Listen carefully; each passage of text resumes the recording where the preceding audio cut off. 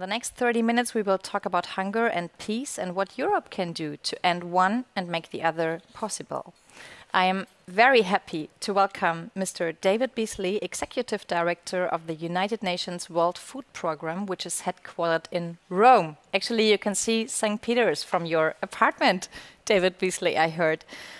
Thanks for being with us. David Beasley is a US politician for the Republican Party. He served as a governor of South Carolina, and in 2017 he became director of the World Food Programme. In 2020, he accepted the Nobel Peace Prize on behalf of the World Food Programme for its efforts to combat hunger, its contribution to better conditions for peace in conflict-affected areas, and its efforts to prevent the use of hunger as a weapon of war and conflict. Welcome, Mr. Beasley. Mr. Beasley, did winning the Nobel Peace Prize change in any way the circumstances for the work of the World Food Programme? Did you get more attention or even more money for your work?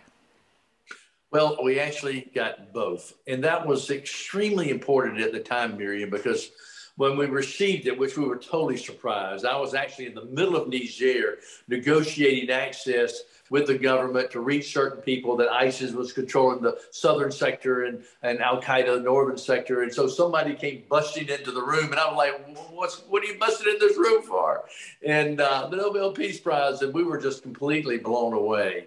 But what the Nobel Peace Prize Committee was doing was at least two things. Number one, saying thank you, World Food Program, for your men and women who lay their lives on the line every day to bring peace and stability to countries around the world, because we are the world's largest humanitarian organization and we feed about 125 million people in places that are in conflict and destabilized. The second was helping, I think, a call to action to leaders around the world to please recognize and understand that the world is very fragile. The hunger rate is spiking, going up. And if we don't address it now, we will all pay a price that will be 100 or 1,000 times more. So a great awareness, call to action, as well as a thank you for what you've done. But your hardest work is ahead of you. So can you give us an overview of the current situation of hunger in the world? Which regions are you most concerned about right now, David? You know, Miriam, when I took this job 5 years ago, my goal was literally, I wanted to put the World Food Program out of business. In other words, we ended hunger in countries so that countries could take care of food security themselves. Unfortunately, in spite of the fact that we've been making so much progress in the past 50, 100 years, in the last few years, we've gone completely backwards. And let me just give you a couple simple numbers. When I joined the World Food Program, there were 80 million people, we would say, marching towards starvation. That's a different number than chronic hunger, which right now is at 810 million. But those that were marching towards starvation, not knowing where their next meal is coming from, that number was 80 million people. Now, right before COVID comes on the scene, that number had jumped to 135 million. So you would ask the question, why? Why did it jump? Simple answer. Number one, man-made conflict. Number two, climate change. Now, comes COVID, and now we have this incredible perfect storm, economic deterioration on top of climate change, on top of conflict. And now, Miriam, we have 285 million people marching towards starvation. And out of that, there are 45 million knocking on famine's door in 43 countries. So you can see we have an extraordinary perfect storm that is going to demand immediate attention, or there will be famine, starvation, to destabilization of nations, and or mass migration. And these will cost a lot more than what it will take us to come in and stabilize with food. David, thank you very much. These are impressive, or better say depressing numbers. Yeah, depressing. To give us an idea of what these numbers mean on an individual level, can you tell us what is the average amount of food a child in, let's say, Yemen has to live with on an average day? Well, when you don't have enough money, you have to then cut your rations back. And so we would like to give complete full rations to people. But right now, we're $6 billion short of what we need to reach the number of people that are in great need around the world. So places like Yemen, where we've been supporting out of a population of about 29, 30 million, we've been supporting about 13 million. But right now, because of lack of money, we've cut the rations down to 8 million. And we're probably going to have to go down to 5 million, of which 8 million that we were serving will get no food at all because we don't have the money. And you can imagine, after years of conflict, one of the poorest nations on earth, it is absolutely a horrific story. And now we got Afghanistan, we got Ethiopia, got the Sahel. I could keep going on countries that are really, really in trouble. And so when we don't get the food that's necessary from children and adults, you can imagine how many extremists try to exploit that and what takes place when these circumstances present themselves. You also just already talked about the main causes for hunger, and as you also pointed out in your Nobel Prize speech, that there are three main causes, which is war and conflict, obviously, the corona pandemic, and climate change. As the problem is so complex, how can a solution look like, and what can Europe do to stop hunger in the world? Is it, like you just said, is it money? Just do you need more money, or what else is it that you need to find a real solution? Preventing famine is literally, with all the technology, experience, and expertise that we now have, we just need money to avert and avoid famine. That really is that simple. Now, to provide long-term sustainability, resilience, and food security, now that is more complex, but it's doable. We have solutions. We need money, we need support, and for the long-term ending of hunger is going to require, significant and integral involvement and engagement by the private sector. And I can break down what we do in emergency, short-term, where you have a natural disaster or protracted conflict, climate change impacted areas where you have droughts and floods, the programs that we have, what we need to do, how we need to scale these up. I think because if we do it in the way that we've got the experience, and then we bring in the private sector, and I don't mean the private sector in terms of financial support. While that's important, the long-term end game of ending poverty and hunger has got to involve the private sector, them taking ownership and literally being front and center for the long-term solutions in countries all around the world. So I'd like to go deeper into this, the role of the private sector. How is actually our way of doing business related to the food crisis in so many countries? Well, we could talk about this for hours on end, because the private sector is... Okay, we don't have hours, but I'd very much like to hear the beginning of that. The private sector, yes, we would like their financial involvement, but that's not the long-term solution. We engage the private sector now to make us more efficient, more effective. But what we really want to see is the private sector bring solutions on the ground in terms of better supply chains, economic development, jobs, as well as helping transform the government for better policy and programs, transparency, so that poor countries can have success and opportunity. And Miriam, when you feed 125 million people like we do any given day, week or month, we talk to beneficiaries all the time. And I've not met that beneficiary that wanted to sit down and just get food. They want to take care of their own families. They don't want to migrate. So they are looking for that engagement. The entrepreneurial spirit, I've seen it firsthand, particularly with women in Africa. Oh my goodness. If you give them the tools, they will do whatever is necessary to take care of their families and sell into the marketplace. They just need some help, and they need some hope. And they just don't need to be given fish. They need to be taught how to fish. And this is where the private sector, as well as organizations like us, can come together, that nexus of humanitarian and development, to bring peace and stability and end hunger in countries around the world.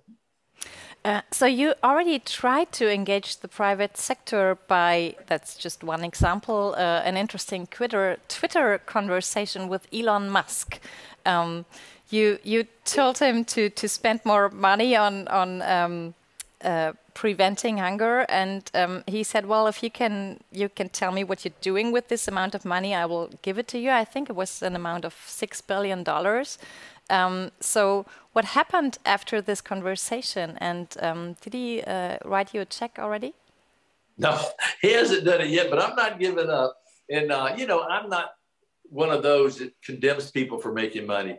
I was like, look, the world's billionaires, Elon Musk, you've made so much money. The world's in trouble right now, and we have a one-time perfect storm. How about help us out? And so during the COVID perfect storm, billionaires around the world, their average net worth increase was $5.2 billion increase per day. And so I was saying, look, how about just give us 1 day's worth of your net worth increase because of this perfect storm so that we can stabilize the world and literally prevent mass migration and starvation from taking place. Now, while we do that, let's partner together and talk about long-term solutions.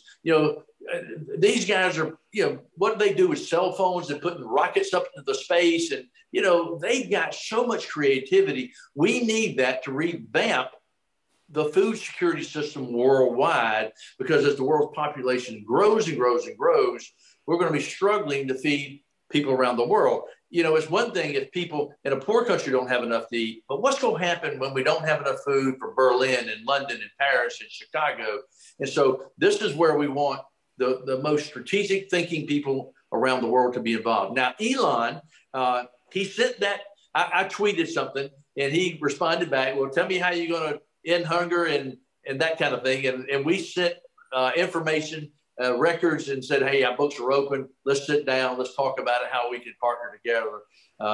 No big check yet, but I'm not giving up. I'm not giving up. And by the way, too, Miriam, this is really important. Corporations for a long time, in my opinion, private sector were shunned from the United Nations. I think there's a renewed spirit inside the United Nations. I know it is for me, that, hey, private sector, we can't solve hunger and poverty without you being involved. Now, in some of these very poor and difficult countries, I'm not talking about countries at war, that's different, but poor, low-income countries, how about come in and be willing to tell your shareholders you're going to make a little bit less money over a longer period of time to help bring systems into place, stability into place, and then we'll see economic empowerment and the economic engine that will end the poverty and hunger in these countries. So it's a lot of issues at stake, but there's a lot we can do together. So it's not only about money, it's about ideas and creativity. Some critics say that the World Food Programme itself might be one of the reasons for starvation in some countries, saying that there are governments that really rely for years on the help and even calculate with it instead of improving their own economy and infrastructure. How do you react on that? Is there an alternative to help? And what can the World Food Programme do to help establish sustainable structures? When I was asked to take the leadership of the World Food Programme, I came from being a United States governor and from the private sector. So I had some questions too. And a lot of these questions have been answered when I took this role, because my goal, as I said earlier, is to put the World Food Programme out of business. And so how do you create the environment where countries are not depending on long term? And that's what we really work on. How do we start programs, shift it over to the government? Now, obviously, when you're war and conflict and short-term disasters, that's a whole different ballgame. But I've asked this question to UN agencies and other donor-funded organizations that might have been in a country in 30, 40 years. Maybe all this long, and I would say, how long have you been here? And someone would say, well, we've been here 30 years. I say, well, maybe it's not working. Maybe we need to step back, recalculate, reevaluate what we're doing so that we're no longer needed, because we've developed the programs that give resilience and sustainability, independence for smallholder families, smallholder farmers, et cetera, in a country. So these are valid questions, but come to see what we do with the World Food Programme, and I think you'll be like, wow, amazing. And I can break those countries and operations and programs down, what we do, how we do it, so that we're no longer there more than we need to be, and how we have programs that, if properly funded, we will end the need of having the World Food Program there, because people will be taking care of themselves. So I ask anybody, come ask the hard questions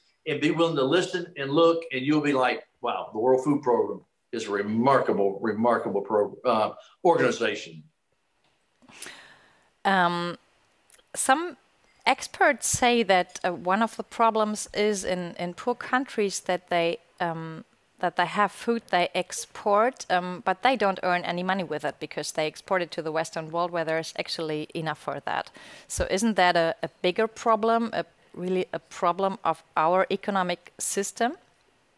That's a small part of the big equation. One of the things that we do try to do, for example, we try to bring in programs that create smallholder farmer success, because most of the food in the world is produced by smallholder farmers, and it's consumed locally, not produced in a like a multi international corporation of mass production. And so we like to come in and create the economic empowerment, create agricultural systems that, at least in the poor developing nations, they can take care of themselves, and eventually develop the systems whereby they can sell into the local marketplace. And then hopefully one day, if the supply chain system, storage systems, et cetera, are sufficient enough, then they can sell into the international community. But as to the people we deal with, they're literally just trying to get their feet on the ground and survive.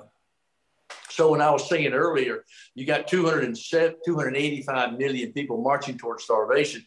They're just trying to survive day in and day out right now. So during this extraordinary perfect storm, we're trying to get them through this storm while we bring long-term solutions that they will be able to take care of themselves and be a part of the economic engine in their particular area. As you're talking to four huge media houses in Europe here, what is your wish for Europe? What should Europe could do better to help with that situation? I mean, Europe is one of the biggest contributors on development aid in the world, but what else can be done here also in terms of regulation? You know, there's a lot Europe can do. And number one is, yes, continue the financial support. But number two, ask the European leaders to do everything they can in their power to help end some of these wars. That is critical, absolutely critical. Number two, give us the flexibility with policy and programs so that we can do what we need to do on the ground, reduce the bureaucracy, the red tape, so that we can be more effective with the dollar and be held accountable. No doubt about that. Which is extremely important. And the European community, from government to the private sector, have got to be engaged on a nation-by-nation basis inside, especially in African countries, as well as the Middle East. But if you come into certain countries like in the Sahel and do not provide the support necessary, you're going to pay the price one way or the other.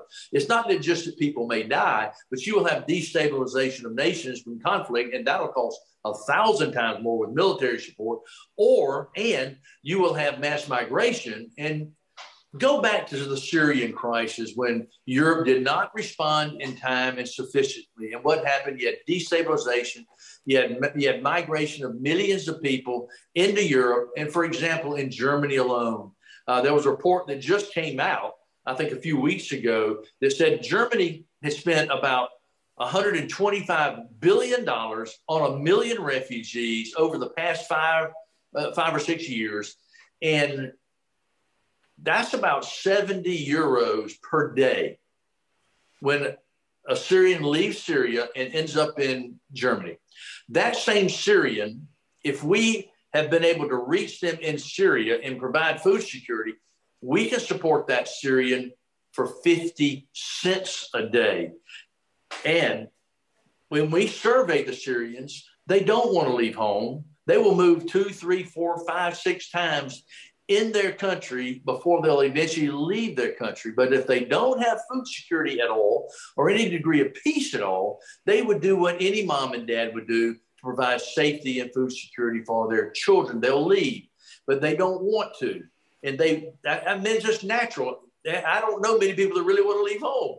But if we can end what we call migration by necessity, which that is, then you end up with migration by choice. And that's a small number in a much more civil debate. So if we go in and do it right, it's a lot cheaper. I mean, a lot cheaper. Just do the math, 50 cents a day, 70 euros a day.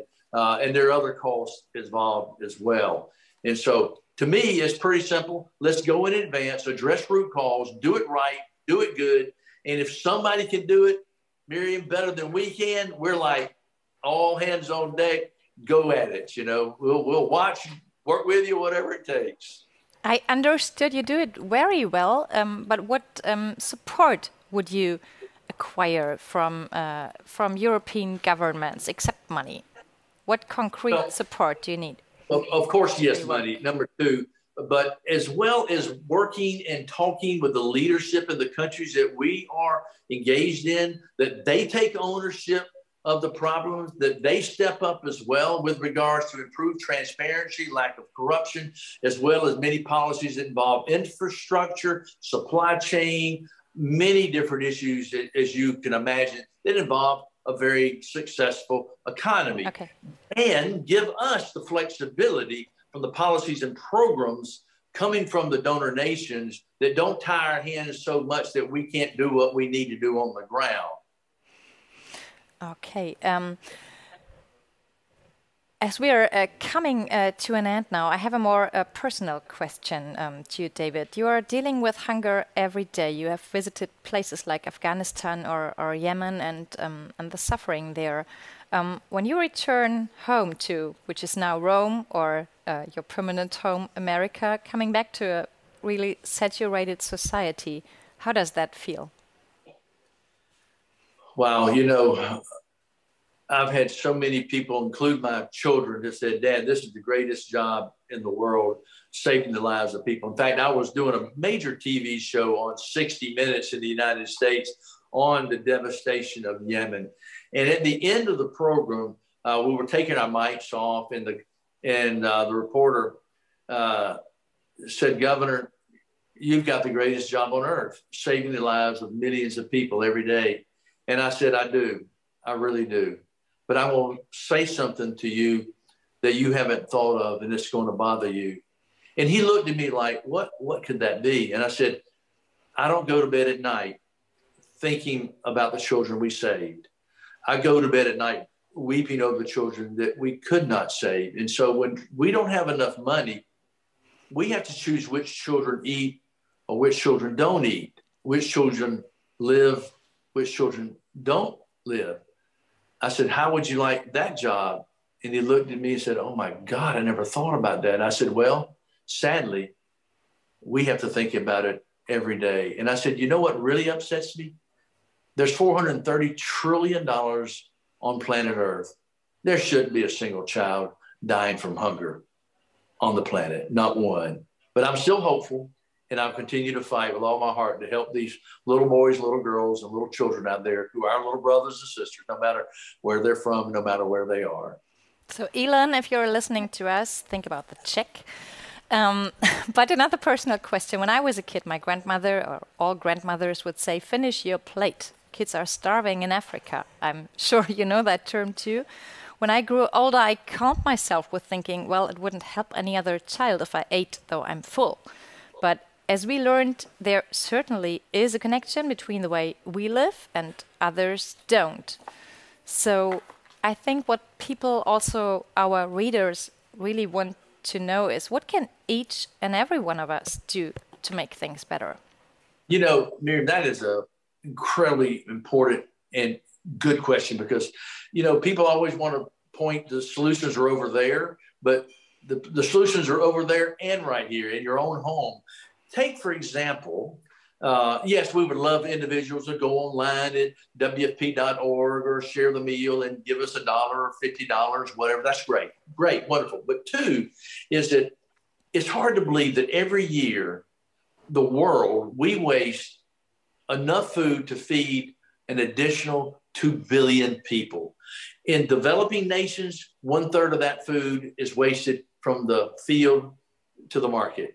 In developed nations like the United States, Germany, Europe, etc., 1/3 is wasted at the dinner table. Imagine if we were more conscious, better stewards of the foods that we do have, because it's not just that you're wasting food, but look what you're doing on the carbon footprint when fertilizers and seeds and gases and all the things and water that's being used that doesn't even get to the final consumer in terms of consumed in the body. And so there's so much more the individual can do there. Be more respectful of the environment, how you personally can make a difference in how you consume food, how you throw away food, how all these different issues. If everybody in the world will take that type of view, wow, the environmental economic impact we can have will be remarkable. Because in the developing nations, the food doesn't get wasted at the table. It does not. So we got a lot we can do together. And then the last thing too, Miriam, is don't hesitate to look in your own neighborhood or on the other side of town. You'll be surprised at how many people may be suffering that's close by. Lend a helping hand, love your neighbor, and you'll be amazed that you actually might get more out of it than they do. Well, David, thank you so much for this interview. I'm sure half of our audience is going to have dinner now, and I hope that we also, sorry, that shouldn't be a joke. I really hope that we also gave you some food to think about. Thank you so much for being with us, David Beasley. And thank you for listening.